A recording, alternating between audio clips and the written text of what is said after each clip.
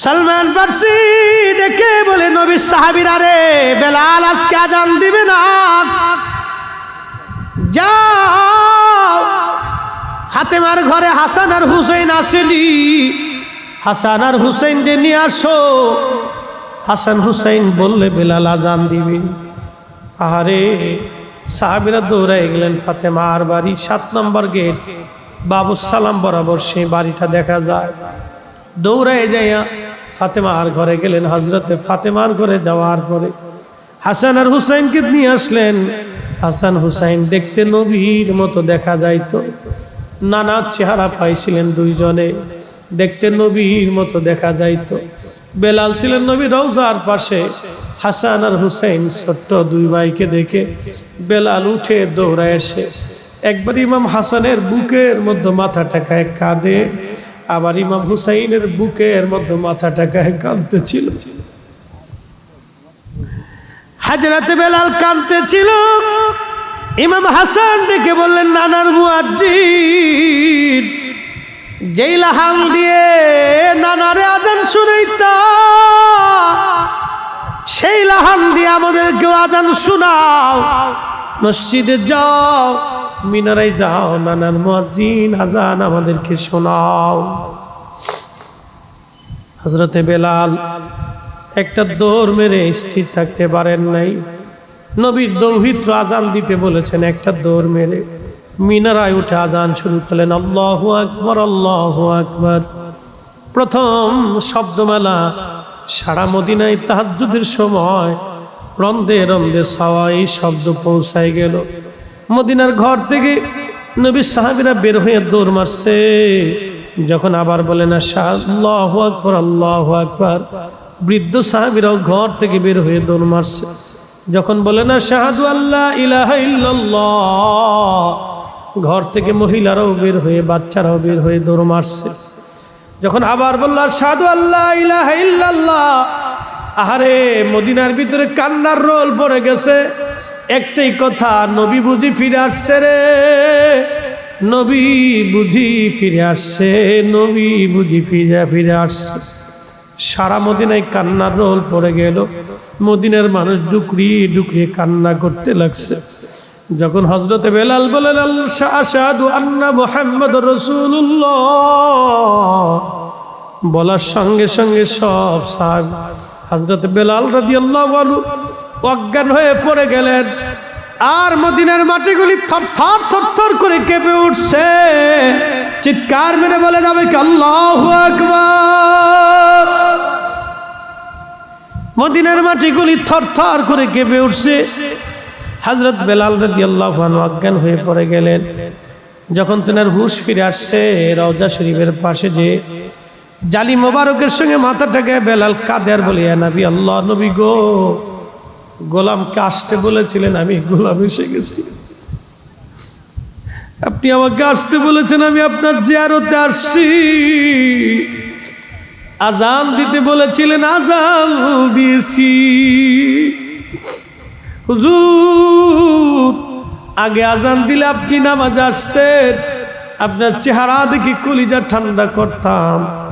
আজকে আজান দিছি, নবী আপনি আসেন নাই। যেই আজানে নবী আসবে না, সেই আজান আমি আর কোনোদিন দেব না গো নবী। যেই আজানে নবী আসবে না, সেই আজানে আমি কোনোদিন দেব না গো নবী। হযরতে বেলাল যখন কালেমা পড়লেন, কালেমা পড়ার পরে বেলালের মনিব তাকে ধরে নিয়ে আসছে। তারিখের মধ্যে দেখা যায়, জীবনীর মধ্যে দেখা যায়, হযরতে বেলাল সকাল থেকে সন্ধ্যা পর্যন্ত প্রচন্ড উত্তপ্ত বালুর মধ্যে বেলালকে শুয়ে রাখা হইতো। বুকের মধ্যে পাথর চাপা দিয়ে হাত পা বেঁধে রেখে মরুভূমির বালুর মধ্যে বেলালকে ফেলে আসা হতো। প্রচন্ড উত্তপ্ত বালু আর পাথরগুলি গরমে গরমে গরম হইয়া হযরতে বেলালের শরীর বালিগুলি লেগে লেগে সিটে সিটে ফুসকা পরে পরে ঘা হয়ে যাইত। কল্পনা করতে পারবেন, সকাল থেকে সন্ধ্যা পর্যন্ত এইভাবে চলত।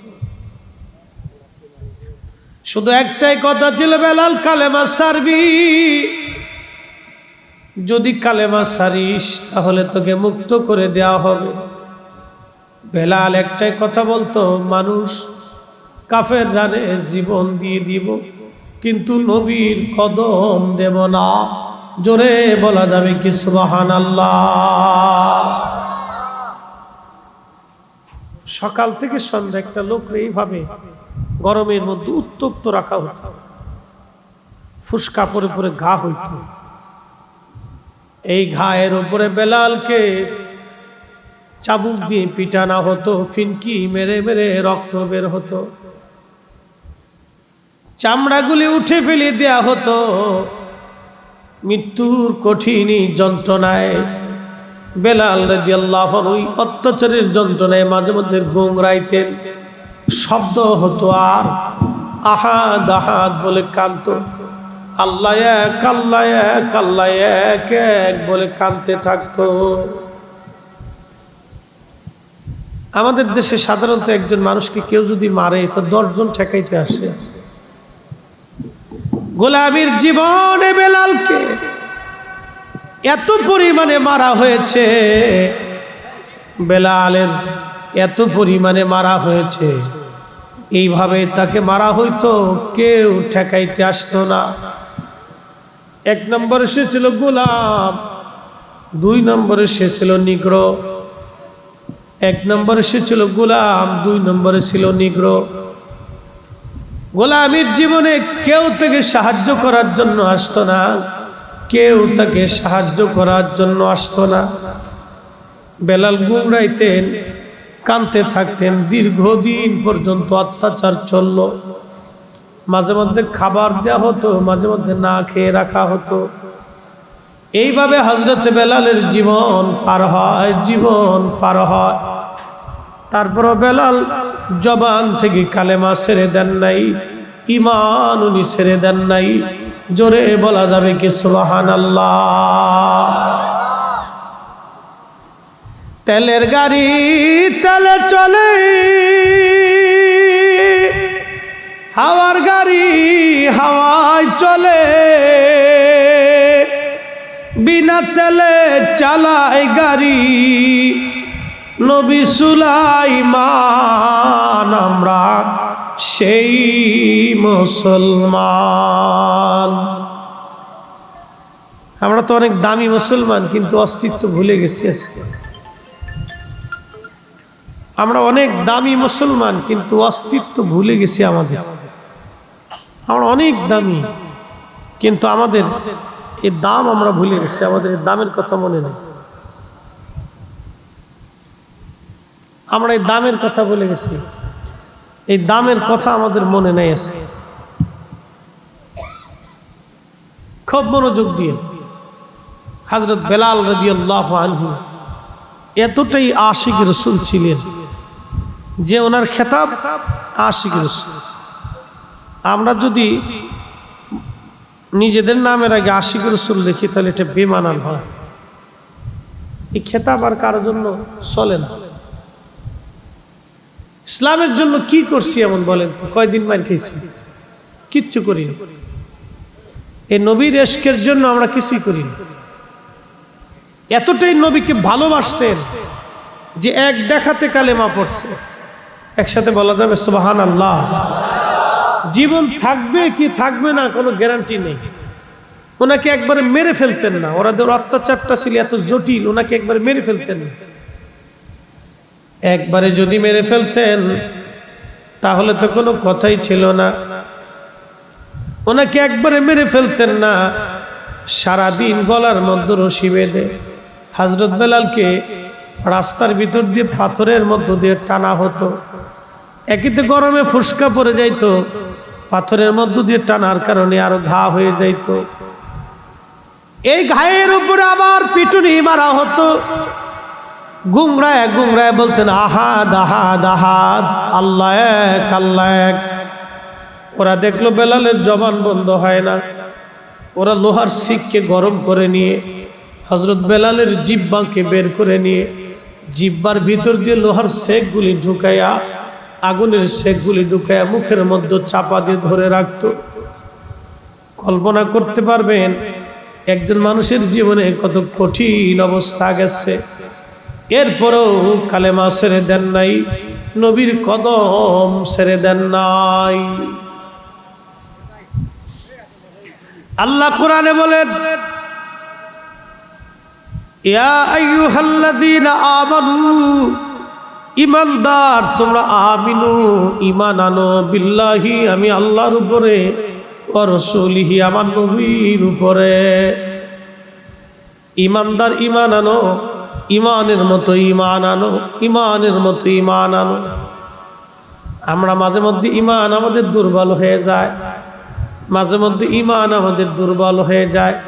হযরত বেলাল নবীর প্রতি ঈমান কখনো তার দুর্বল হয় নাই।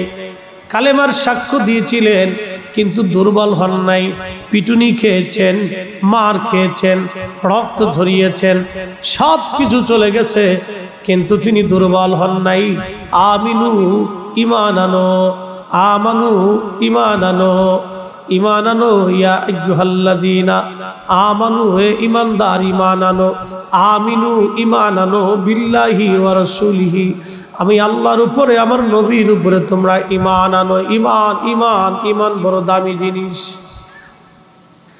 আল্লাহ কোরআনে বললেন, ইন্নাল্লাযীনা আমানু আমিলুস সলিহাতি উলাইকা হুম খায়রুল বারিয়া, যারা ঈমান আনছে, ঈমান অনুযায়ী আমল করছে, ঈমান অনুযায়ী যাদের আমল আছে, উলাইকা হুম খায়রুল বারিয়া সৃষ্টির মধ্যে তারা সেরা।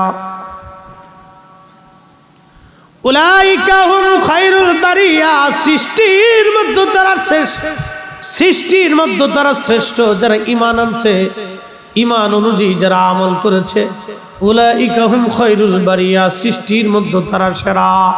একবার জোরে বলা যাবে কি সুবহানাল্লাহ? যেন ওলি যারা পৃথিবী থেকে মাজারে ঘুমিয়ে গেছেন তারা সেরা,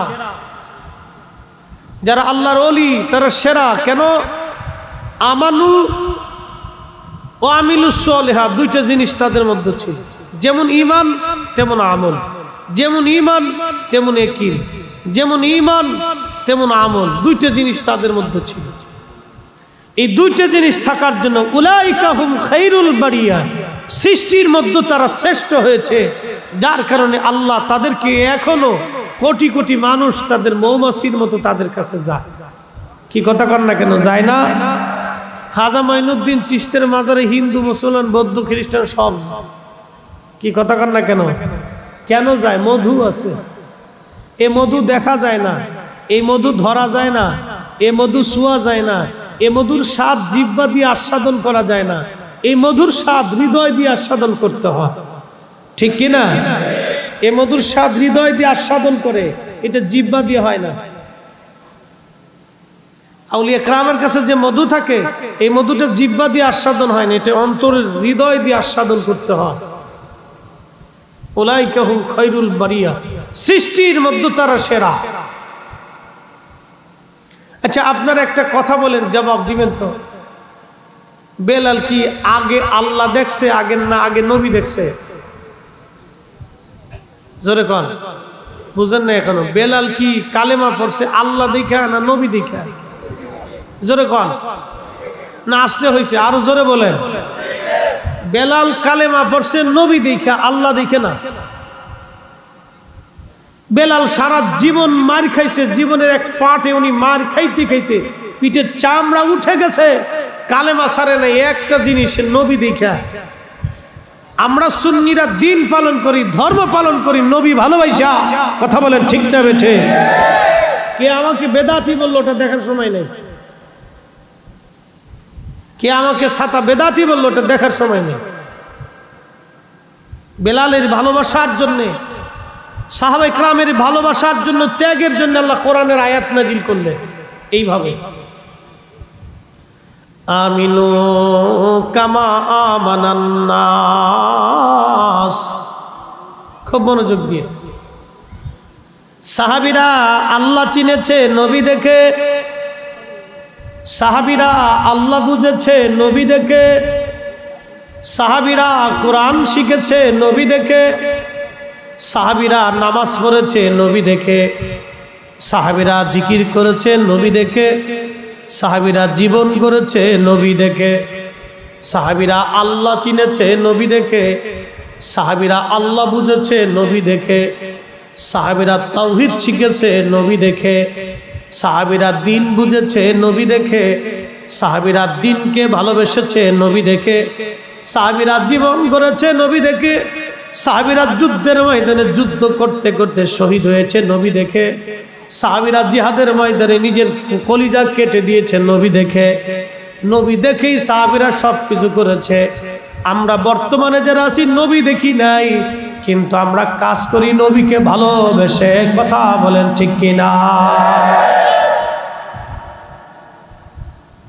পার্থক্য কিন্তু অনেক বিরাট। আমাদেরকে যারা বেদাতি বলে তাদের সাথে আমাদের অনেক বড় তফাৎ। এরা সরাসরি আল্লাহ পাইতে চায়, আর আমরা আল্লাহ পাইতে চাই নবী দিয়া। পার্থক্য কি? আমরা আল্লাহ পাইতে চাই নবী দিয়া, আল্লাহ ভালোবাসতে চাই নবী দিয়া, আর এরা সরাসরি আল্লাহ ভালোবাসতে চায়। আল্লাহ বলছেন, কুল, হুজুর আপনি বলেন, ইন কুনতুম তুহিব্বুনাল্লাহ, যদি কেউ আমি আল্লাহকে ভালোবাসতেই চায় তো তাকে বলো ফাত্তাবিউনি, সেজন্য তোমার ইত্তেবা করে। ইত্তেবা দুই ধরনের, একটা হলো এমনি সাধারণত অনুসরণ, আর একটা হলো মহাব্বতের অনুসরণ। মহাব্বত নিয়ে অনুসরণ, আর একটা হলো মহাব্বত ছাড়া অনুসরণ। আমরা সুন্নিরা অনুসরণ যতটুকুনি করি সেটা কলিজায় মহাব্বত দিয়ে করি, তাজিমের সাথে করি। কথা বলেন ঠিক কিনা? আমার মাথায় কি আছে জোরে বলেন। হ্যাঁ, আসতে হয়ে গেছে। কি আছে? টুপি। এই টুপি কি দিয়ে বানাইছে? কাঠ, কাপড় দিয়ে। কি দিয়ে? কাপড়। এই কাপড়টা হয় তুলার গোডাউনে ছিল, আর না হয় এটা পাটের গোডাউনে ছিল। পাট অথবা তুলা দিয়ে একটা কাপড় তৈরি করা হলো। এই কাপড়টা একটা কোম্পানিতে ছিল। এই কোম্পানির থেকে এই কাপড়টা আসছে একটা দোকানে, একটা দোকান থেকে কাপড়টা আসছে দর্জির দোকানে। দর্জির দোকানে আসার পরে এই কাপড়ের ভাগ্যের পরিবর্তন হয়েছে। এই কাপড় দিয়ে বানানো হয়েছে মোজা, এটা পায়ে পরে। এই কাপড় দিয়ে বানানো হয়েছে জাঙ্গে, এটা আন্ডারগ্রাউন্ডে চলে যায়। মোজাতেও কেউ চুমা দেয় না, আন্ডারগ্রাউন্ডের ওই জাঙ্গেতেও কেউ চুমা দেয় না, এই পায়জামাতেও কেউ চুমা দেয় না, লুঙ্গিতে কেউ চুমা দেয় না। এই টুপিটা, এই কাপড়টার টুপির রঙে লেভেলে তৈরি হইয়া এই কাপড়টাই চলে আসলো মাথায়। বুঝে যাবে, এই কাপড়টা ছিল একটা দোকানে, দর্জির দোকানে আসার পর এটার ভাগ্যের চেঞ্জ হলো। এটা চলে গেলে কোনোটা মোজায়, কোনোটা জাঙ্গে, কোনোটা পায়জামা, কোনোটা লুঙ্গি, কোনোটা প্যান্ট, কোনোটা হাফ প্যান্ট, কোনোটা গেঞ্জি, কোনোটা শার্ট, চলে গেল। কিন্তু এগুলির কেউ সুমা দেয় না। কিন্তু যখন এটা নবীর রঙে রঙিন হইয়া আল্লাহ রসুলের একটা সুন্নতের আকার ধারণ করে যখন মাথায় চলে আসলো, তখন এই টুপিটা পরে যাওয়ার পরে আমাদের দেশের মানুষ এটা চুমা খায়। কথা বলেন ঠিক না বেঠে? কেন? নবীর কারণে। কোন কারণ? জোরে কোন, আরো জোরে বলেন। এটার ভাগ্যের পরিবর্তন কোন কারণে? নবীর কারণে। এই জন্য আমরা সুন্নিরা আল্লাহ পাইতে চাই নবী দিয়ে, আমরা আল্লাহ বুঝতে চাই নবী দিয়ে, আল্লাহ চিনতেও চাই নবী দিয়ে, আল্লাহকে ভালোবাসতেও চাই নবী দিয়ে। এই জন্য আমরা নবীর কথা বলি, নবীর কাজ করি, নবীর ভালোবাসা বেশি দেখাই বিদায়। ওরা আমাদেরকে শিরিকি, মাজার পূজারি, পীর পূজারি, বেদাতি, সেদাতি, যা মন চায় আমাদেরকে তাই বলতে থাকে। ওরা বলতে থাকুক, আমরা নবীর কদম ছাড়বো না। কথা বলেন ঠিক না বেঠে? বুঝে যাই তো, চল বুঝ। কে কি বললো এগুলো দেখার সময় নেই তোমাদের। সাহাবে কেরাম নবী চিনতো, আল্লাহ চিনতো নবী দিয়ে। নবী ছাড়া তারা আল্লাহ চিনে নাই, নবী দিয়েই আল্লাহ চিনত। নবী দেখে নামাজ পড়তে আসতো। প্রিয় মুসলমানেরা, খুবই মনোযোগ। একটু শারীরিকভাবে অসুস্থতা আছে, অসুস্থতা মানে ঠান্ডা লেগে গলা বসে গেছে, যার কারণে আমি কিন্তু হাই স্পিড দিতে পারতেছি না। 4G লেভেল আজকে চলবে না, আজকে 2G লেভেল যাবে। যাই হোক, যাই চলুক, কথা কিন্তু আর 4G থাকবে। সাউন্ডিং সিস্টেমটা 2G হোক, সমস্যা নেই, কিন্তু কথা 4G আছে, কথা কম বলবো না। সাহাবীরা আল্লাহ চিনেছে নবী দেখে, এই জন্য আল্লাহ কোরআনে বলছেন মাইয়ুতিইর রাসূল ফাকাদ আতা আল্লাহ। কেউ যদি নবীকে অনুসরণ করলো তাহলে সে জানি আমি আল্লাহকেই অনুসরণ করলো। জোরে বলেন সুবহানাল্লাহ। বেলালের জীবনে আসতেছি, আগে একটু বুঝাই দিয়ে যাই। বেলাল মার খাইলেন, এরপরেও হযরত বেলাল কালেমা ছাড়েন নাই, কারণ হযরত বেলাল নবী দেখে আল্লাহ চিনেছে। এই জন্যে ঈমান এমন পরিমাণে হৃদয়ের মধ্যে আসছে, পিঠের চামড়া চলে গেছে, এরপরেও বলে না কালেমা ছাড়ব না। গোশত উঠিয়ে ফেলে দেওয়া হয়েছে, এরপরেও বলে না কালেমা ছাড়ব না। ক্ষুধার যন্ত্রণা দেওয়া হয়েছে, এরপরেও না কালেমা ছাড়ব না। জিহ্বা টেনে লোহা দিয়ে শিক করে ফোঁটা করে দেওয়া হয়েছে, এরপরেও বলে না কালেমা ছাড়ব না। মারতে মারতে মারতে মারতে শরীরের চামড়াগুলি উঠে উঠে গা হয়ে আহা ফিনকি মেরে মেরে রক্ত পড়তো, এরপরেও বেলাল কালেমা ছাড়ত না। একটাই নবী দেখে আল্লাহ চিনেছে, নবী দেখে আল্লাহ বুঝেছে, নবী দেখে কালেমা পড়েছে। নবী দেখার স্বাদ এত মজা, নবীর প্রেম এত মজা যে পিঠের চামড়া দিছে, নবীর মজা সে ছাড়ে নাই। গোশত দিয়েছে কিন্তু প্রেমের মজা ছাড়ে নাই। জীবনের রক্ত দিয়েছে, নবীর প্রেমের মজা ছাড়ে নাই। হযরতে বেলাল জীবনের চামড়া দিয়েছে, পিঠের চামড়া চলে গেছে, নবী প্রেমের মজা ছাড়ে নাই। গোশত উঠিয়ে ফেলে দিয়েছে, নবী প্রেমের মজা ছাড়ে নাই।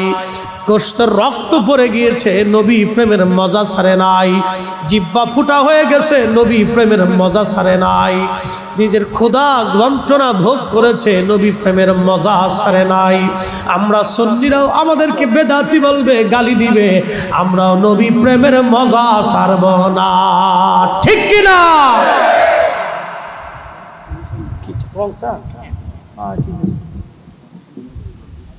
সালাতুন ইয়া রাসূলুল্লাহ,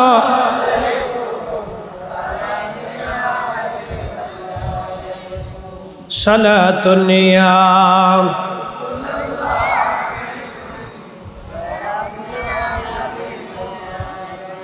সালাতুন ইয়া রাসূলুল্লাহ।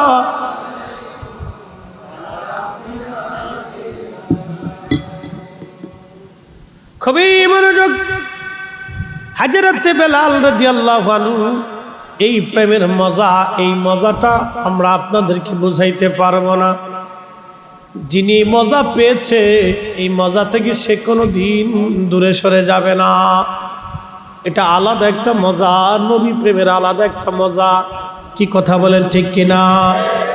নবী প্রেমের আলাদা একটা মজা। অনেকে কয় তোমরা এই মিলাদের মধ্যে কি পাইছো, কি পাইছো, এখানে কি আছে? আমরা বলি ভাই রে, এখানে যে মজা আছে এই মজা তোমার বুঝাইতে পারতাম না, ঠিক কিনা? দুরুদের মধ্যে কি মজা এটা বুঝাইতে পারতাম না। দাঁড়ায় নবীর সালাম দেওয়ার মজা তোমাদেরকে বুঝাইতে পারতাম না। হযরত বেলাল রাদিয়াল্লাহু তাআলা আনহু মক্কি জীবনে হযরত আবু বকর সিদ্দিক দেখে সহ্য করতে পারলেন না। একদিন বলেন, হুজুর বেলালের কষ্টটা বড়ই মর্মান্তিক, এইভাবে তাকে অত্যাচার করা হয়। ইয়া নবী আল্লাহ, আপনি যদি হুকুম দেন বেলালকে আমি দাসত্ব থেকে মুক্ত করে দেব। আল্লাহর নবী অনুমতি দেওয়ার পরে হযরত আবু বকর সিদ্দিক রাদিয়াল্লাহু আনহু অনেক টাকা দিয়ে উমাইয়ার কাছ থেকে বেলালকে কিনে নিয়ে আসলেন। কিনে আনার পরে হযরত আবু বকর রাদিয়াল্লাহু আনহু বেলালকে আজাদ করে দিলেন, মুক্ত করে দিলেন। মুক্ত করে দেওয়ার পরে হযরত বেলাল নবীজির সঙ্গে হিজরত করে মক্কা থেকে মদিনায় চলে আসলেন। মদিনাতে আসার পরে মদিনাতে আযান প্রবর্তন হলো। আল্লাহর নবী ডাক দিলেন, বেলাল কোথায় তুমি? লাব্বাইক ইয়া নবী আল্লাহ। যাও মিনারায় যাও, আযান দাও, তুমি আজকে থেকে এই মসজিদের মুয়াজ্জিন। জোরে বলেন মারহাবা।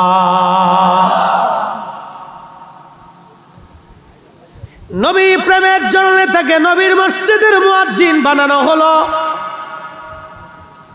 ইসলামের প্রথম মুয়াজ্জিন, নবীর দরবারের মুয়াজ্জিন, জানাতানা মুয়াজ্জিন না।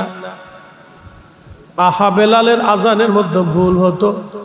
আশহাদুর জায়গায় বেলাল আসাদু পড়ে ফেলতেন, আশহাদুর জায়গায় বেলাল আসাদু পড়তেন। বেলালের আজানে ভুল হয়ে যাইতো। কাফেররা হাসাহাসি করত আর বলতো, দেখ মুহাম্মদও মূর্খ, মুহাম্মদের সাহাবীরাও মূর্খ, এরা আজান পর্যন্ত দিতে পারে না, ভাষাটাও তাদের সহি নাই। আল্লাহ কোরআনে বলেন, আমিনু কামা আমানান নাস। ও আমার বান্দারা, তোমরা ঈমান আনো, আমার নবীর সাহাবীরা যেইভাবে ঈমান আনছে সেইভাবে তোমরা ঈমান আনো। আমিনু ঈমান আনো কামা আমানান নাস, নবীর সাহাবীরা যেইভাবে ঈমান আনছে সেইভাবে ঈমান আনো। সেই দিন মূর্খ যারা ছিল, বেঈমান মুনাফিক যারা ছিল, তারা জবাব দিল, ক্বালু আনুমিনু কামা আমানাস সুবাহা। আমরা কি নির্বোধ আর বোকাদের মতো ঈমান আনবো? কারণ হযরতে বেলাল ছিল লেখাপড়াহীন, একজন কৃতদাস আফ্রিকার মানুষ, যার কেন ওরা বললো এই মূর্খদের মতো কি আমরা ঈমান আনবো। হযরত খাব্বাব রাদিয়াল্লাহু আনহু ছিলেন কামার। আহা, হযরত খাব্বাবের জীবনটাও আরো বড় কঠিন। ইসলামের জন্য এদের ত্যাগ শুনলে শরীর শিহরে যায়, আহা পশমগুলি দাঁড়ায় যায়। একদিন হযরত ওমর রাদিয়াল্লাহু আনহুর সামনে দাঁড়ায় গেলেন। দাঁড়ানোর পরে পিঠের চাদর সরে গেল। সরে যাওয়ার পরে হযরত খাব্বাবের পিঠের মধ্যে বড় বড় গর্ত হয়ে গেছে, জায়গায় জায়গায় সাদা সাদা সাদা সাদা হয়ে গেছে। হযরত ওমর ডেকে বললেন, খাব্বাব রে, তোমার কি বসন্ত হয়েছিল কোনদিন? বসন্তের কারণে কি গোশত পচে পচে খসে গেছে?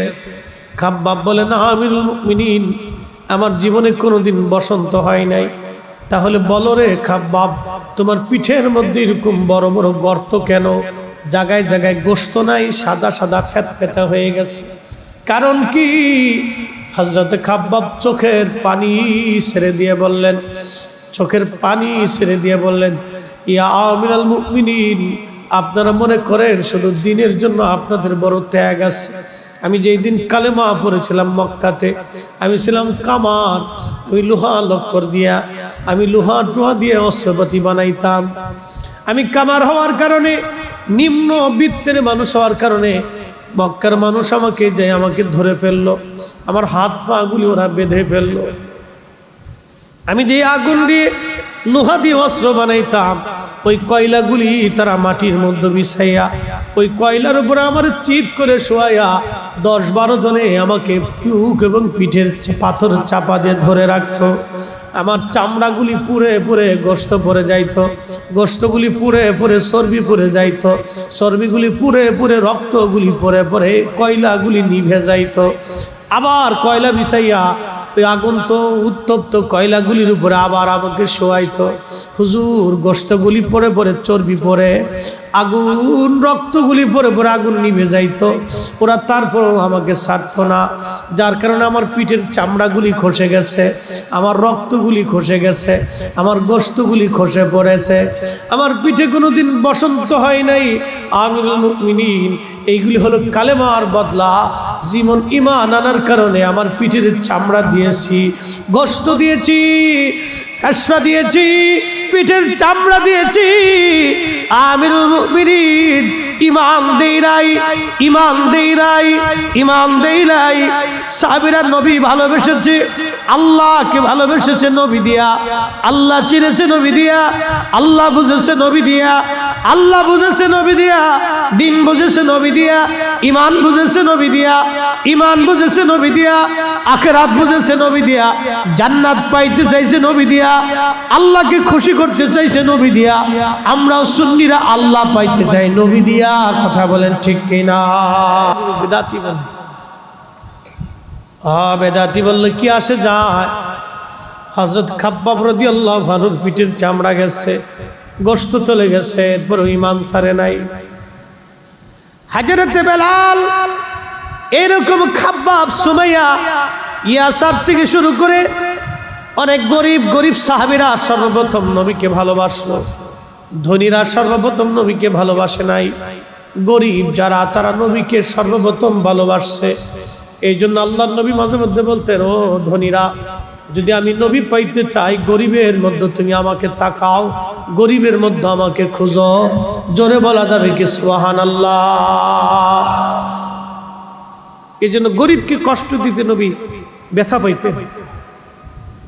আহা, গরিবরা সর্বপ্রথম নবীকে ভালোবাসছে ফার্স্ট।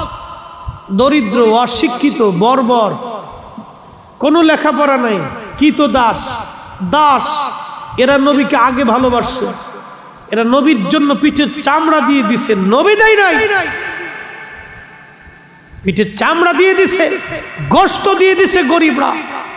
সুমাইয়া রাদিয়াল্লাহু আনহার গুপ্তাঙ্গে বর্ষা মেরে মেরে, উনি দাসী ছিলেন, নিষ্ঠুর নির্মম বর্ষা মেরে মেরে নির্মম ভাবে তাকে শহীদ করা হয়েছিল।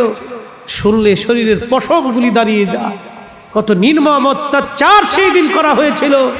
এই জন্য আল্লাহ রাসূল গরিবদেরকে বেশি ভালোবাসতেন, বলতেন আমার উম্মত গরিব, হে রব আমার গরিব উম্মতকে যারা ভালোবাসে আমি নবী তাদেরকে ভালোবাসি। একসাথে ভাই বলা যাবে না সুবহানাল্লাহ? আমরা যারা ধনী আছি সাবধান, কখনো যেন আমার অহংকার অহমিকা না আসে। এই মাসালাটা সারা জীবন মনে রাখবেন, সারা জীবনের জন্য মনে রাখবেন। যদি আপনি অহংকার অহমিকা পয়সার গরম আপনার আসে, গরিব উম্মতকে কষ্ট দেন, আল্লাহি রসুলের কদমের থেকে আপনাকে 500 বছর দূরে থাকতে হবে। আল্লাহর নবীর কদমে আপনার কোনো জায়গা হবে না। যদি রসুলের করিমের কদমে জায়গাই না হয়, তাহলে বুঝেন আল্লাহর দপ্তরে আপনার কোনো জায়গাই নেই, আপনি ওখানে যেতেই পারবেন না। আপনার জীবন ধ্বংস হয়ে যাবে, আপনার আখিরাত বরবাদ হয়ে যাবে, আপনার জিন্দেগি বরবাদ হয়ে যাবে। না পাবেন দুনিয়া, না পাবেন কবর, না মেশর, কিচ্ছু হবে না আপনার জীবনে। এই জন্য গরিব হত দরিদ্রদেরকে নবী বলতেন, খাওয়াও, তাদেরকে খাদ্য খাওয়াও, তাদের অভুক্তদেরকে খাবার দাও। আমাকে খুঁজতে হলে তাদেরকে ভালোবাসতে হবে, তাদেরকে দিতে হবে। সাদকা, ফিতর, দান, এগুলি আল্লাহ রসুল কেন সিস্টেম চালু করে গেলেন? যে উম্মত আমার গরিব দরিদ্র, ওরা আমাকে ভালোবেসে গেছে, সর্বপ্রথম আমাকে ভালোবাসছে, ওরা যাতে কোনোদিন কষ্ট না পায়, ব্যথা না পায়, বলতে না পারে হে নবী আমরাই আপনার জন্য প্রথম জীবনে আমাদের পিঠে চামড়া দিয়েছি, গোশত দিয়েছি, সন্তান দিয়েছি, জমিন দিয়েছি, দেশ ছেড়ে দিয়েছি, সব আপনার জন্য আমরা ছেড়ে দিয়েছি, আপনি তো আমাদেরকে কিছু দেন নাই। এই কথা যাতে গরিব উম্মত বলতে না পারে, সেই জন্য আল্লাহ রসুল বলছেন, যদি আমাকে পেতে চাও আমার গরিব উম্মতের মধ্যে আমাকে খুঁজে দেখো। একসাথে জোরে বলা যাবে না সুবহানাল্লাহ? সালাতুন ইয়া রাসূলুল্লাহ,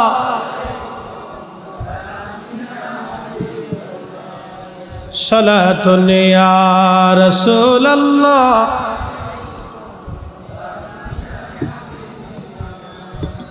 খবর লও ইয়া রাসূলুল্লাহ, খবর লও मेरे मौला मेरे आका, खबर लও সালাতুন ইয়া।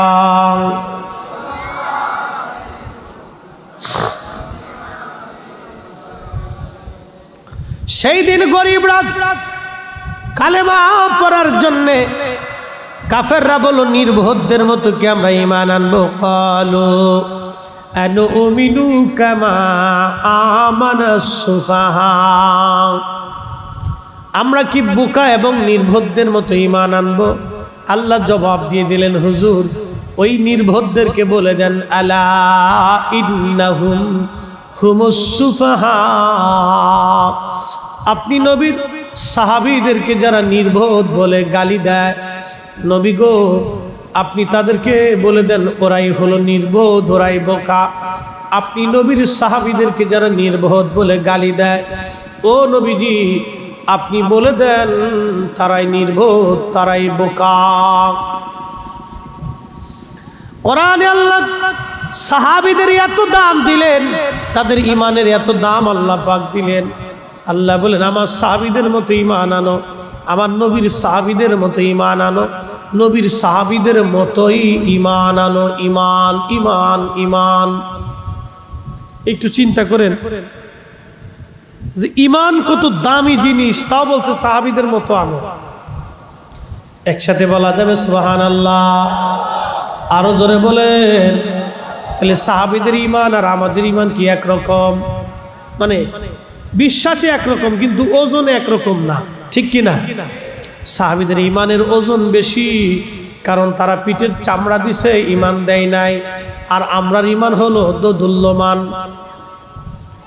আমাদের ঈমান হলো দোদুল্যমান। মসজিদে গেলে আমরা জুতা চুরি করি, আমরা হলো সেই মুসলমান। আমরা অপরের হক মেরে খাই, আমরা সেই মুসলমান। আমরা ঘুষ খাই, আমরা সেই মুসলমান। আমরা আর এক মুসলমানের রক্ত চুষে খাই, আমরা সেই মুসলমান। তেলের গাড়ি তেলে চলে, হাওয়ার গাড়ি হাওয়ায় চলে, বিনা তেলে চালাই গাড়ি নবী সুলাইমান। আমরা সেই মুসলমান, আমরা সেই মুসলমান। আব্দুল্লাহ ইবনে মুবারকের বাবা হযরত মুবারক রাহমাতুল্লাহ আলাইহি অনেক বড় আল্লাহওয়ালা ব্যক্তি ছিলেন। হযরত ইমামুল আজমের জমানার ব্যক্তি ছিলেন, সাহাবীদের জমানার ব্যক্তি ছিলেন, তাবিঈ ছিলেন। হযরত আব্দুল্লাহ ইবনে মুবারক রাহমাতুল্লাহ আলাইহির আব্বাজান কৃতদাস ছিলেন, গোলাম ছিলেন। একজন তুর্কি মুসলমানের গোলাম ছিলেন। এই তুর্কি ছিল অনেক বিরাট বড় ধনী ব্যক্তি, তার অনেক বড় বড় ফলের বাগান ছিল। একটা ফলের বাগান ছিল আনারের ফলের বাগান, আনার। হযরত মুবারক একদিন ডাক দিয়ে বলেন, মুবারক তুমি তো যুবক। হযরত মুবারক রাহমাতুল্লাহ আলাইহি গোলামিও করতেন, সারা রাত নামাজ পড়তেন, সারা রাত নামাজে কাটাইতেন, সারাদিন মনিবের বাড়ি কাজ করতেন। যুবক মুবারক, তোমাকে আমি আনারের বাগানের দায়িত্ব দিলাম, তুমি আনারের বাগান খুঁজে খুঁজে দেখবা, আনারের বাগান তুমি পাহারা দিবা, আনারের বাগানের দেখভাল করবা। হযরত মুবারক বহু বছর ধরে আনারের বাগান পাহারা দিতে লাগলেন। একদিন মালিক তাকে ডাক দিয়ে বলেন, মুবারক তুমি আনারের বাগান থেকে কিছু আনার আমার জন্য নিয়ে আসো, তবে টক আনার আনবা, মিষ্টি আনার আমি খাবো না। হযরত মুবারক রাহমাতুল্লাহ আলাইহি আনারের বাগানে গেলেন, আনার নিয়ে আসলেন। মালিক আনার খাওয়ার পরে বললেন, মুবারক আনার তো আনলি, তো মিষ্টি আনার, টক আনার না। এবার মুবারক রাহমাতুল্লাহ আলাইহি ডাক দিয়ে বলেন, মালিক টক না মিষ্টি আমি কি করে বুঝবো? বলি, এত বছর আনারের বাগান পাহারা দিস, এত বছর আনারের বাগান তুমি পাহারা দাও, তুমি কি জানো না কোনটা টক কোনটা মিষ্টি? হযরত মুবারক রাহমাতুল্লাহ আলাইহি তাকে বললেন, হুজুর ওগো মালিক, আমি এত বছর আনারের বাগান পাহারা দেই বটে, কিন্তু একটা দিনের জন্য আমি আনার খাই নাই। বলে, কেন রে মুবারক, আনার খাস নাই কি জন্য? বলে, মালিক আপনি আমাকে আনারের বাগান পাহারা দিতে বলেছেন, কিন্তু আনার তো খাইতে বলেন নাই, এই জন্য আমি এত বছর একটা আনারও কোনোদিন মুখে দিয়ে দেখি নাই। কোনটা টক কোনটা মিষ্টি একবার জোরে বলা যাবে কি সুবহানাল্লাহ? আমরা সেই মুসলমান মসজিদে জুতা চুরি করি, আমরা সেই মুসলমান রাস্তায় পড়ে তা 5টা পর্যন্ত পকেটে ডুয়াইলে, আমরা সেই মুসলমান 100 টাকার জন্য মিথ্যা কথা বলি, আমরা সেই মুসলমান, আমরা সেই মুসলিম। আর একজনের জমিন ধান আমার খেতে চলে আসলে ওদের কাটতে লিয়ে রাখতে দিই, আমরা হেতা মুসলমান। মুসলমান হতে হবে, মুসলিম। আল্লাহ বলে, লা তামুতুন্না ইল্লা ওয়া আনতুম মুসলিমুন।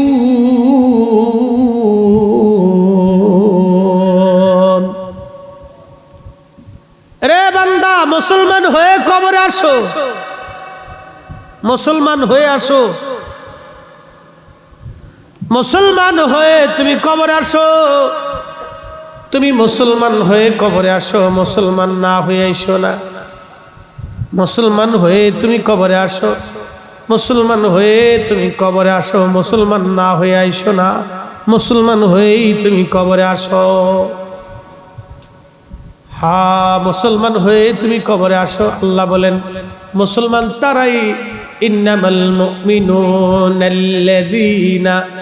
ইযা যুকিরাল্লাহু ওয়াজিলাত কুলুবুহুম।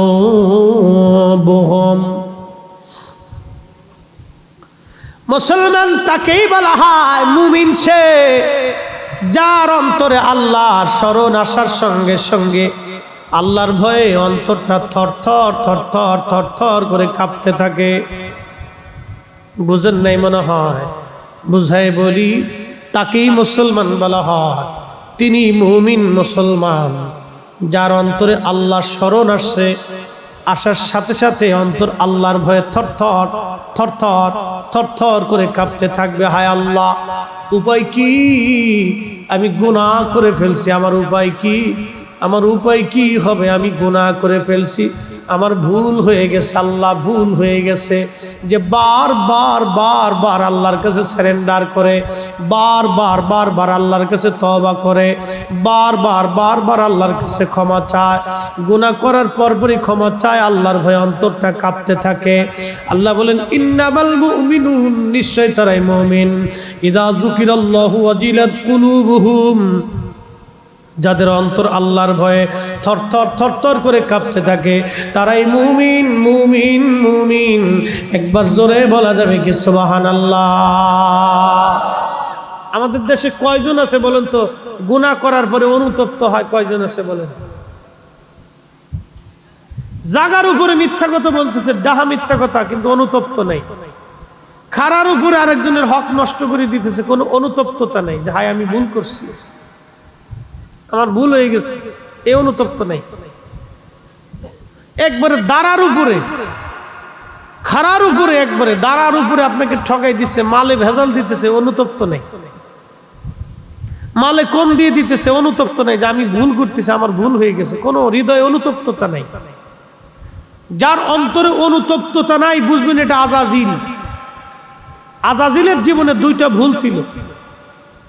7 লক্ষ বছর ইবাদত করছে, মুআল্লিমুল মালায়েকা হয়েছে, প্রিন্সিপাল অফ মালায়েকা, চ্যান্সেলর অফ মালায়েকা, ফেরেশতাদের চ্যান্সেলর ছিল, ফেরেশতাদের প্রধান ছিল সে, চ্যান্সেলর অফ মালায়েকা, ফেরেশতাদের চ্যান্সেলর। সে ওয়াজ করার পরে কোটি কোটি ফেরেশতারা বসে বসে কাঁদতো। আর সে আজিমের নিচে ইয়াকুত জমররদের মিম্বর আল্লাহ বানাই দিয়েছিল, মিম্বর, এ বসে বসে ওয়াজ করতো। Chancellor of মালায়েকা। আল্লাহ বলেন উসজুদু লি আদম, আদমকে সেজদা দাও, আদমের দিকে সেজদা দাও। সব ফেরেশতা সেজদায় পড়ে গেল, ইল্লা ইবলিস, ইবলিস শুধু দাঁড়ায় রইল। জিজ্ঞেস করলেন কেন সেজদা দিলি না? প্রথম জবাব ছিল আল্লাহ আমাকে বানাইছো আগুন দিয়ে, ওকে বানাইছো মাটি দিয়ে। আগুনের তৈরি ফেরেশতা হয়ে মাটির তৈরি আদমকে আমি সেজদা দিতে পারি না। প্রথম ভুল ছিল অহংকার, দ্বিতীয় ভুল ছিল সারেন্ডার না করার অনুভূতি। যদি সে সারেন্ডার করতো যে আল্লাহ আমার ভুল হয়ে গেছে। 2 নম্বর ভুল ছিল সে ভুল স্বীকার করে নাই। যদি বলতো আল্লাহ আমার ভুল হয়ে গেছে, আপনি আমার মাফ করে দেন, আল্লাহ কিন্তু ওকে সাথে সাথেই মাফ করে দেয়। সে সারেন্ডার করে নাই, ভুল স্বীকার করে নাই, বরং ভুল করার পরেও আবার অপব্যাখ্যা করছে। আমার দেশের নজদি যারা আছে তারা বলে আল্লাহর নবীর জীবনে আলিফ বাতাসা নবী পড়তে পারতেন না, নবী আলিফ বাতাসা জানতেন না। আমাদের দেশে যে বুকে হাত বেঁধে একদল নজদি আছে, বুকে হাত বেঁধে নামাজ পড়ে, ওরা বলে মুহাম্মদ সাল্লাল্লাহু আলাইহি ওয়াসাল্লাম আমাদের মতো মানুষ ছিলেন বিদায় তার মুখ থেকে দুর্গন্ধ আসতেন। মুহাম্মদ সাল্লাল্লাহু আলাইহি ওয়াসাল্লাম আমাদের মতো মানুষ ছিলেন বিদায় সে জীবনে ভুল করে গেছে। তারা নবীর ভুল ধরে, কিন্তু তারা আবার ভুল ধরার পরেও আবার এর পক্ষে যুক্তি এবং দলিল দেয়। তারা যুক্তি এবং দলিল তালাশ করে, কিন্তু ভুল হয়েছে এটা স্বীকার করে না। ওরা আর আজাজিলের মধ্যে কোনো তফাৎ নাই। কথা বলেন ঠিক না বেটে? কোনো তফাৎ আছে? এই কথা বলেন, তফাৎ আছে? আজাজিলও ভুল হয়েছে কিন্তু সারেন্ডার করে নাই।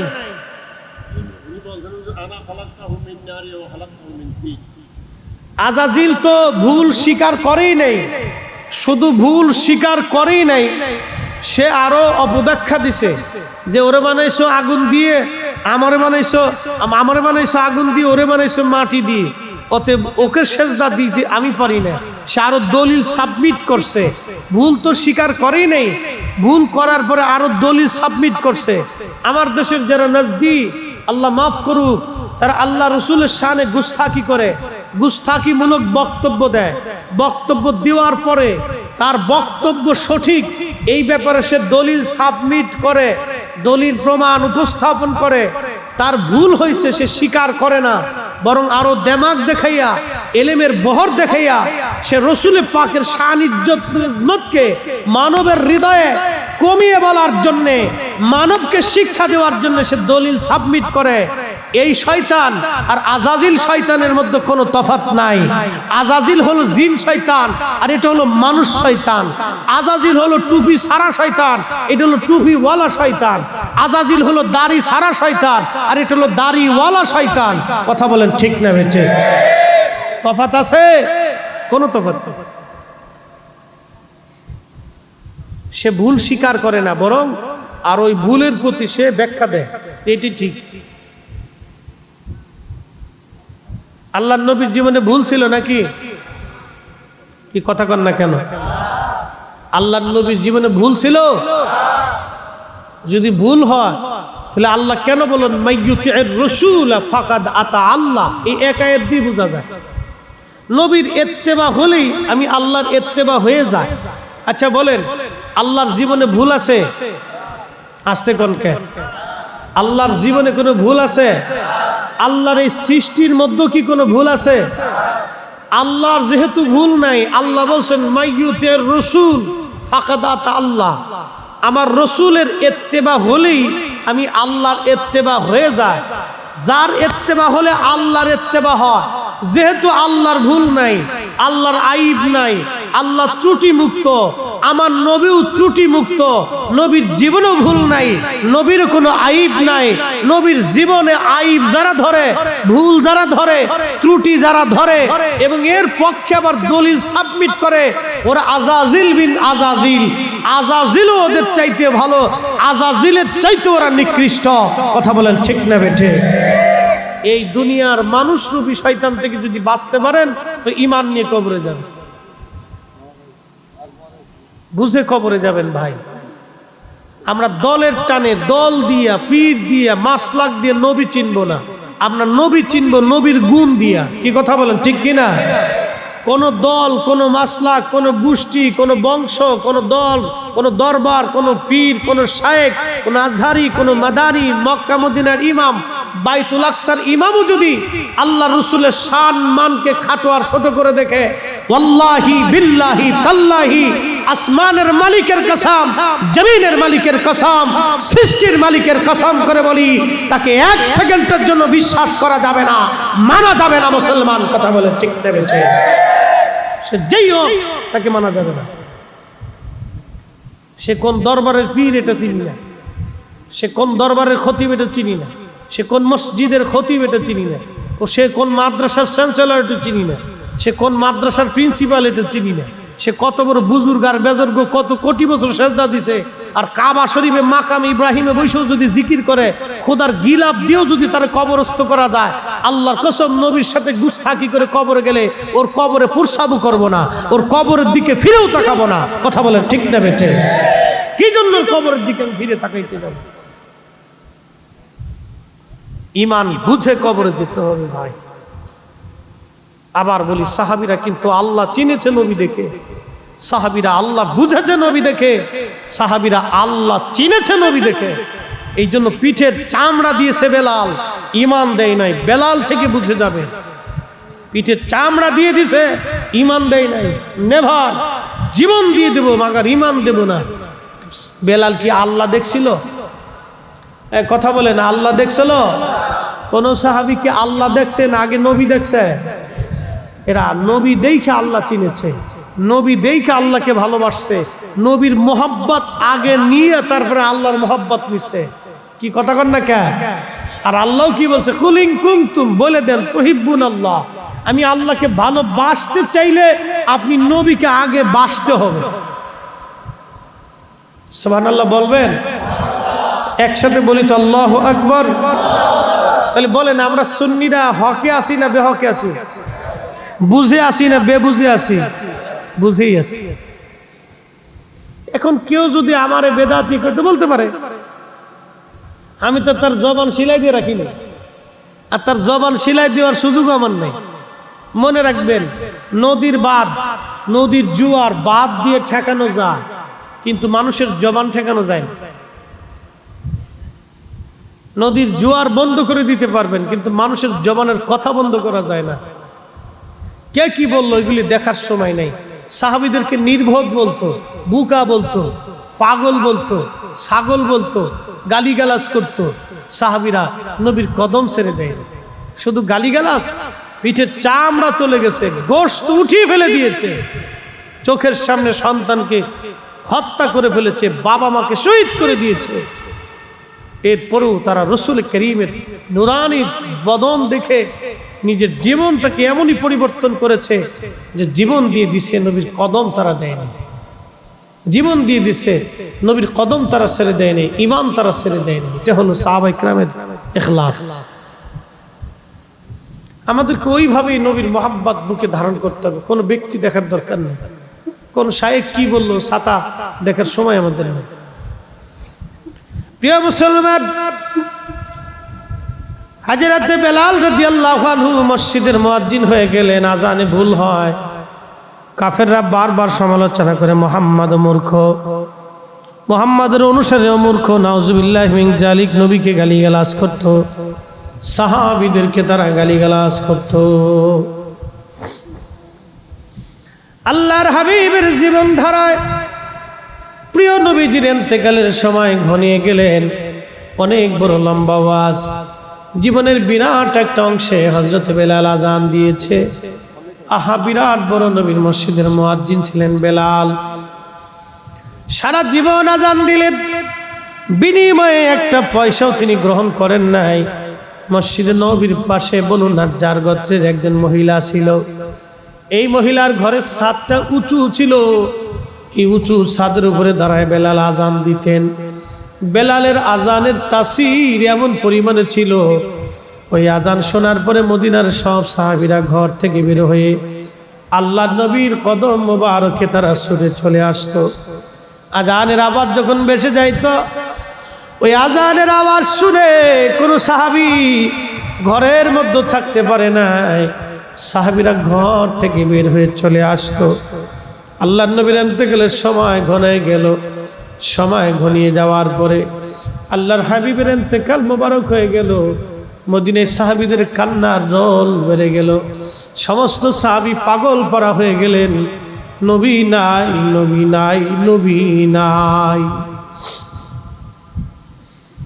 নবী নাই, নবী নাই। বুঝেনি তো, যেই নবীর বিরহ বেদনা সহ্য করতে না পেরে একটা মরা কাঠ জিন্দা হয়ে গেছিল। নবীজি খুতবা দিতেন প্রত্যেক মিম্বর শরীফে। প্রত্যেক জুমাতে মিম্বর ছিল না, মরা একটা কাঠ ছিল, খেজুর গাছের শুকনা কাঠ। কাঠের নাম উস্তুনে হান্নানা। এই মরা কাঠের উপরে দাঁড়াইয়া মরা কাঠের সাথে হেলান দিয়ে নবী খুতবা দিতেন। প্রত্যেক জুমাতে খুতবা দেন। সাহাবীরা বলেন, হুজুর আপনি যদি চান নতুন একটা মিম্বর শরীফ বানায় নিয়ে আসবো, আপনি ওই মিম্বরে বসে বসে খুতবা দিবেন, বসে বসে আমাদেরকে নসিহত শোনাবেন। হুজুর আপনার দাঁড়ায়া দাঁড়ায় কষ্ট হয়। আল্লাহর নবী রাজি হয়ে গেলেন। সাহাবীরা একটা মিম্বর তৈরি করে নিয়ে আসলেন। পরের জুমাতে ওই মিম্বর শরীফের দাঁড়ায়া নবী খুতবা শুরু করে দিলেন। এমন সময় মসজিদের ভিতর থেকে কান্নার আওয়াজ আসে, ডুকরিয়ে ডুকরিয়ে শিশু বাচ্চার মতো কে জানি কান্না করতে থাকে। সাহাবীরা কে জানি কান্না করে। মসজিদে নববীর ভিতরে একজন আর একজনের চেহারার দিকে তাকায়। কে কান্না করে রে? একজন আর একজনের চেহারার দিকে তাকায় দেখে, আহা, কেউ তো কান্না করে না, তাহলে কে কান্না করে? তাকায় দেখলো মিম্বরের দিক থেকে কান্নার আওয়াজ আসে। নবীজি খুতবা বন্ধ করে দিলেন। খুতবা বন্ধ করার পরে আল্লাহর হাবিব তাকিয়ে দেখলেন মরা কাঠ, খেজুর গাছের শুকনো কাঠের জীবন এসে গেছে। খেজুর গাছের শুকনো কাঠে জীবন এসে গেল। ওই জীবন এসে নবীজির পিছনে দাঁড়িয়ে দাঁড়িয়ে ডুকরিয়ে ডুকরিয়ে ফুফায়ে ফুফায়ে কাঁদতেছে। নবীজি বুকের মধ্যে জড়িয়ে ধরে বলেন, উস্তের হান্না না, কি জন্য তুমি কান্না করো? খেজুর গাছের শুধু কান্নায় আসে নাই, জবান আল্লাহ খুলে দিলেন। খেজুর গাছের মরা কাঠ জিন্দা হয়ে কথা বলা শুরু করলো। বলে, হুজুর আমি কান্না করি, আপনি নবীর বিরহ বেদনা সহ্য করতে না পেরে আমি কান্না করতেছি। চিৎকার মেরে বলা যাবে কি, ইয়া রাসূলুল্লাহ তুমি মোদের আশার আলো, তাই তো তোমায় বাসি ভালো, তুমি মোদের আশার আলো, তাই তো তোমায় বাসি ভালো। হৃদয় নামের ফুলদানিতে গেথে রেখেছি প্রেমের মালা। ইয়া রাসূলুল্লাহ ইয়া হাবিবাল্লাহ, ইয়া রাসূলুল্লাহ ইয়া হাবিবাল্লাহ, ইয়া রাসূলুল্লাহ।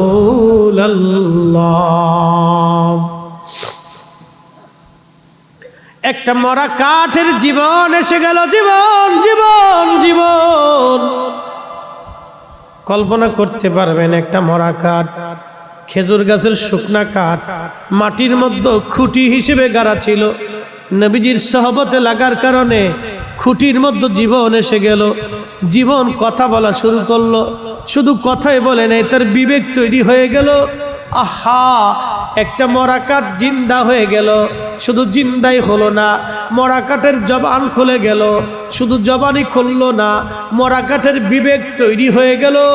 একসাথে বলে জোরে বলা যাবে কি আল্লাহু আকবার? চিৎকার মেরে বলা যাবে কি ইয়া রাসূলুল্লাহ? একটা মরা কাঠের জীবন তৈরি হয়ে গেল। শুধু জীবন হলো না, তার বিবেক তৈরি হলো। শুধু বিবেক তৈরি হলো না, তার জবান তৈরি হয়ে গেল।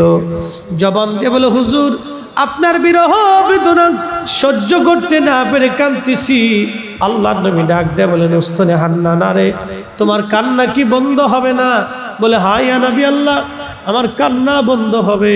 নবী গো, কান্না বন্ধ হয়ে যাবে, তবে একটা শর্ত, একটা আশা আপনি নবীর কদম মোবারকে, ও নবীজি আপনি ওয়াদা করে যান, কিয়ামতের ময়দানে জান্নাতে যাওয়ার সময় আপনি আমারে সারা জান্নাতে যাবেন না। একবার জোরে বলা যাবে কি আল্লাহু আকবার? এই আসতে বললেন কেন? জোরে বলেন, আরো জোরে বলেন। যারা বলে নবী মুহাম্মদের ক্ষমতা নাই, ওরাই বেদাতি। এই কথা বলেন। যারা বলে নবী মুহাম্মদের ক্ষমতা নাই, ওরা কি? জোরে বলেন। ওরা বেদাতি, আমরা বেদাতি না, ওরা বেদাতি। বন্ধুগণ, যুবকেরা জানি ওরা হযরত বেলালের জীবনী দিয়েছে আমাকে।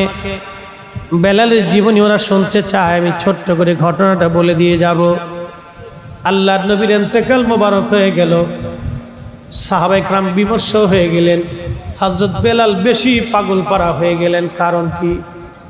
এই জন্যই 5 ওয়াক্ত আজান দিতেন, আর আল্লাহর নবী 5 ওয়াক্ত নামাজে আসতেন। বেলাল ওই আজানে নামাজে নবী 5 বার দেখতেন। নবীর দর্শে বসতেন, নবীর কাছে কাছে বসে থাকতেন। পাগল পারা হয়ে গেলেন বেলাল। আহা, একটা মরা কাঠ যদি নবীর জন্য পাগল হয়, তাহলে বুঝেনি তো একজন সাহাবীর হালত কি হতে পারে। একটা মরা কাঠ পাগলের মতো হয়ে গেল। পাগল হয়ে তার বিবেক তৈরি হলো, জীবন তৈরি হলো। এই মরা কাঠ বলে, হুজুর আপনি আমাকে জান্নাতে নিয়ে যাবেন, ওয়াদা করে দেন। আহা, নবীজি বললেন, সাহাবীরা যাও, আমি ওকে নিয়ে জান্নাতে চলে যাব। আমার মিম্বার শরীফের নিচে তাকে দাফন করে রাখো। কিয়ামতের মাঠে আমি আমার উস্তুনে হান্নানকে নিয়ে জান্নাতে যাব। যেই মিম্বারের দ্বারায় নবী খুতবা দিতেন, ওই মিম্বারের নিচে এখনো সেই কাঠ পুঁতে রাখা আছে। একবার জোরে বলা যাবে কি সুবহানাল্লাহ?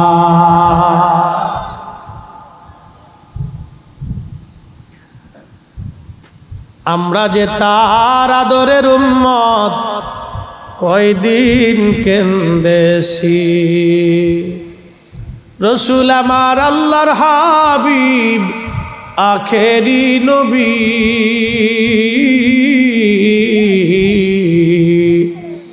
আমরা যে তার আদরের উম্মত, উম্মতের করলাম কি? আমরা যে তার আদরের উম্মত, কয়দিন কেন্দেছি। ছোট্ট একটু গাঠুরি বেঁধে বেলাল নবীর মসজিদের সামনে দাঁড়ানো। আবু বকর ডাক দে বলে, বেলাল রে, কি জন্য তুমি দাঁড়াইছো? গাঠুরি কেন রে বেলাল? বলে, হুজুর বিদায় দেন, আর মদিনায় আমি থাকবো না, সিরিয়াতে আমি চলে যাব। কি জন্য রে বেলাল? হুজুর, আমি মদিনায় থাকতে পারবো না। বেলাল, বলো কিসের অভাব? কে তোমাকে মারছে?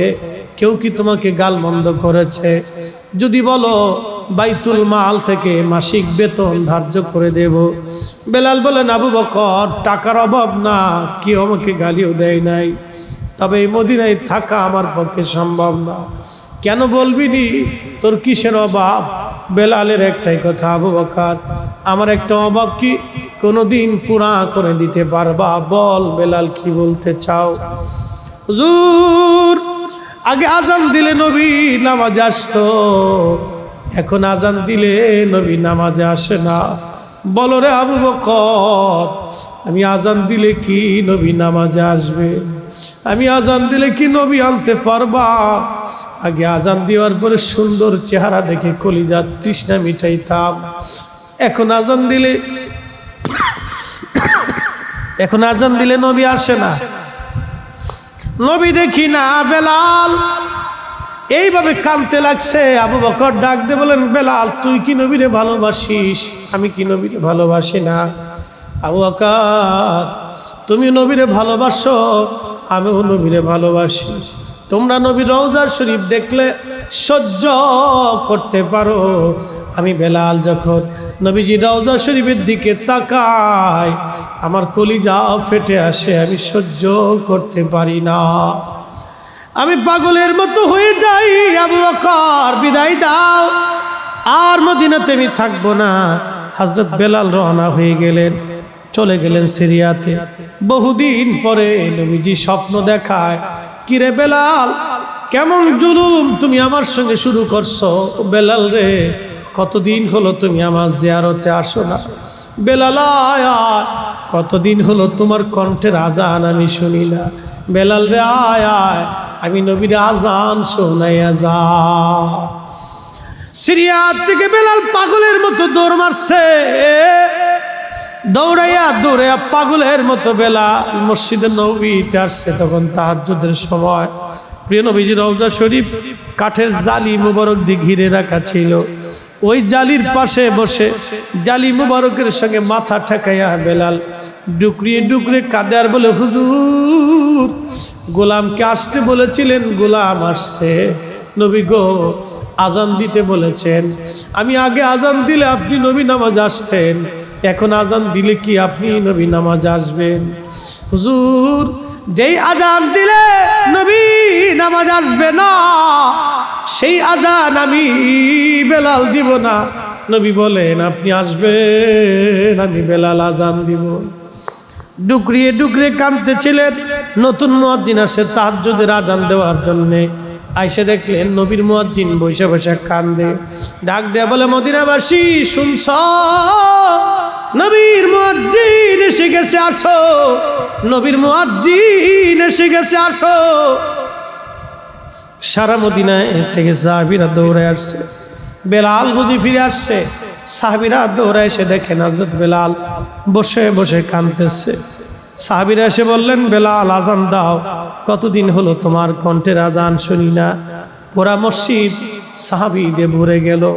হযরত বেলাল একটাই কথা, সাহাবীরা রে, আমি আজান দিলে আগে নবী নামাজে আসতো, বলো এখন আজান দিলে কি নবী নামাজে আসবে? বলো, আমি আজান দিলে কি নবী আনতে পারবা? বলো।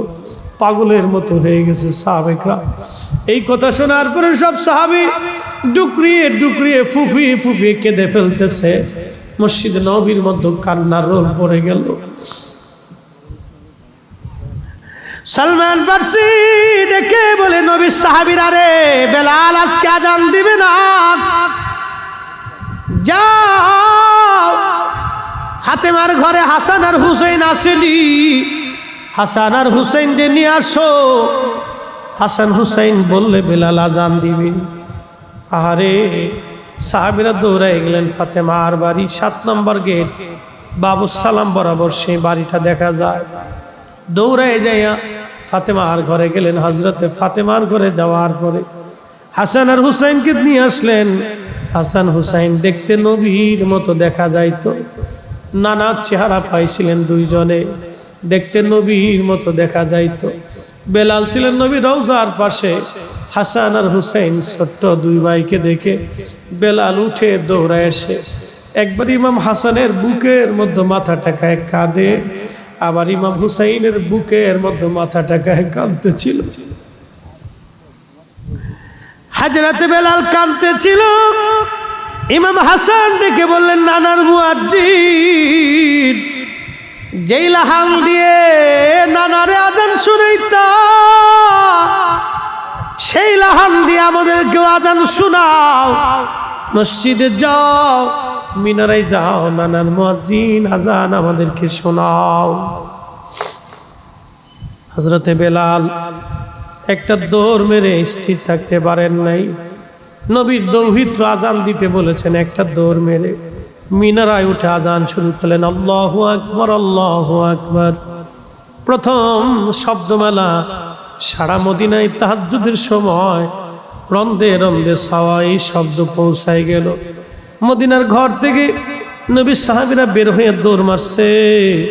যখন আবার বলেন আল্লাহু আকবার, আল্লাহু আকবার, বৃদ্ধ সাহাবীরাও ঘর থেকে বের হয়ে দৌড় মারছে।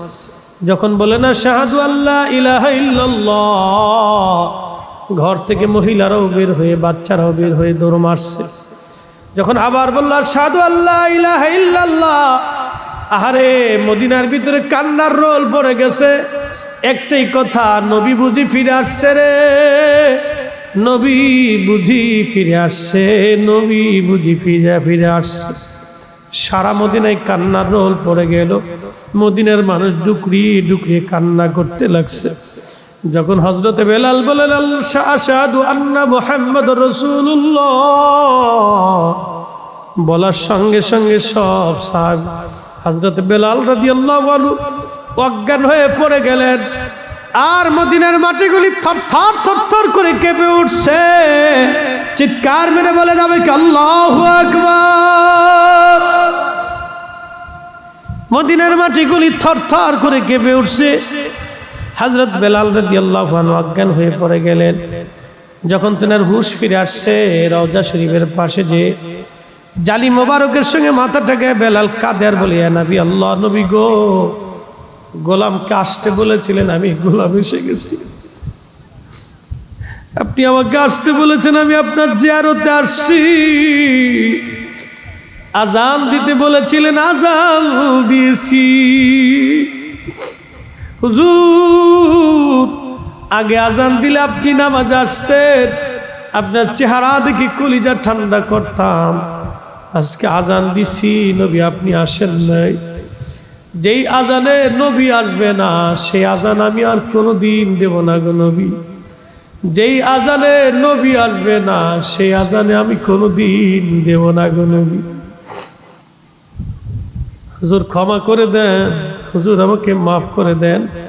ডুকরিয়ে ডুকরিয়ে কান্নাকাটি করে নবীর পাগল, নবীর আশিক হযরতে বেলাল চলে গেলেন সিরিয়ার থেকে দামেস্ক।